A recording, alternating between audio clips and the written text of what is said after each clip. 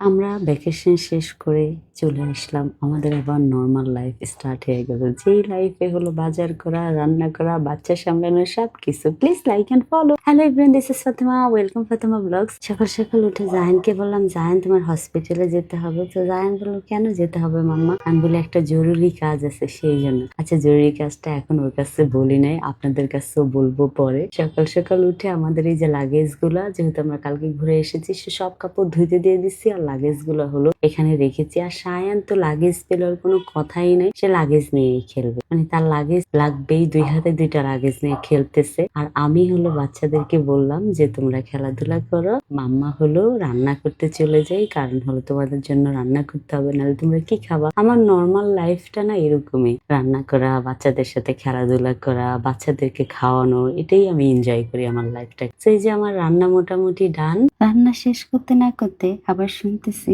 সায়ানের ওখান থেকে চিৎকার। তা আমি আসলাম, আসার পর জায়ান বলতেছি, দেখছো মাম্মা, যারা হলো মুখের মধ্যে টিস্যু নিয়ে খাচ্ছে। তা আমি যারাকে বললাম এটা করে না মা। তারপর তারা আমার মোবাইল নিয়ে দেখেন ভিডিও করছে জায়ানের। আর জায়ান তো খুব বিরক্ত যে তোমরা ভিডিও করছো কেন, চলো আগে খেলি।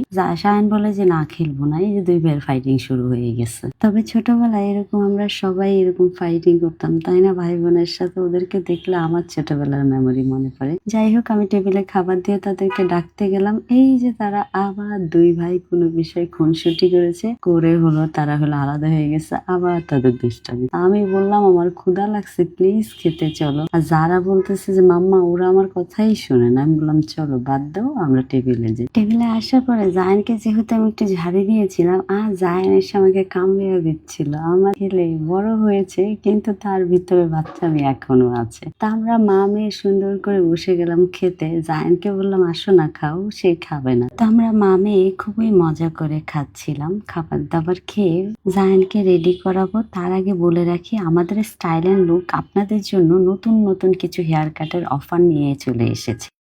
ছেলেদের পছন্দের মডার্ন মুলাট হেয়ার কাট হোক অথবা ইটালিয়ান বিয়ার কাট, যে কোনো স্টাইলের হেয়ার কাট মাত্র 300 টাকা দিয়ে, সাথে কিন্তু একটি ব্রাইটেনিং ফেসিয়াল একদমই ফ্রি। ঝড় বৃষ্টি যেটাই হয়ে যায়, স্টাইল অ্যান্ড লুক সেলুন কিন্তু সপ্তাহে 7 দিনে খোলা থাকতেছে। সকাল 10টা থেকে রাত 11টা পর্যন্ত আমাদের সবগুলো ব্রাঞ্চে ওপেন পেয়ে যাবেন। আর কোনো কিছু জানতে হলে আমাদের কল করুন অথবা পেজে মেসেজ দিলে আমরা আনসার দিয়ে দিব।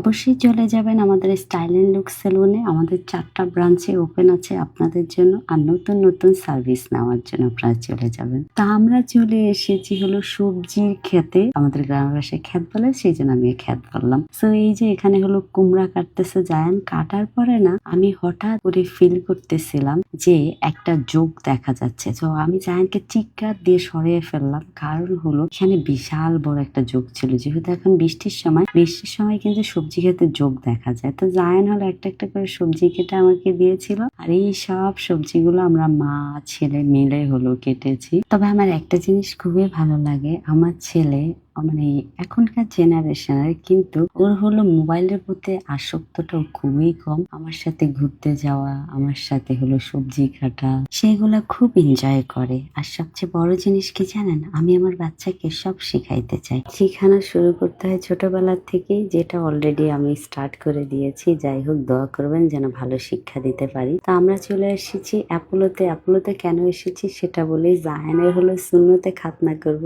সেই জন্য। তো এখানে ডক্টর অ্যাপয়েন্টমেন্ট নিতে এসেছি। বলেছে যে আপনারা কালকে এসেন, আইসা হলো ডক্টরের অ্যাপয়েন্টমেন্ট নিয়েন। তারপরে হলো এই যে চলে আসলাম বাসায়। আসার পরে সায়ান যারা আমাদেরকে দেখে এত এক্সাইটেড হয়ে গিয়েছে, কারণ তাদেরকে বাসায় রেখে গিয়েছিলাম, তো সেই জন্য সে সবকিছু মিলে আজকের দিনটা খুবই ভালো গিয়েছে। Thank you so much for watching my video.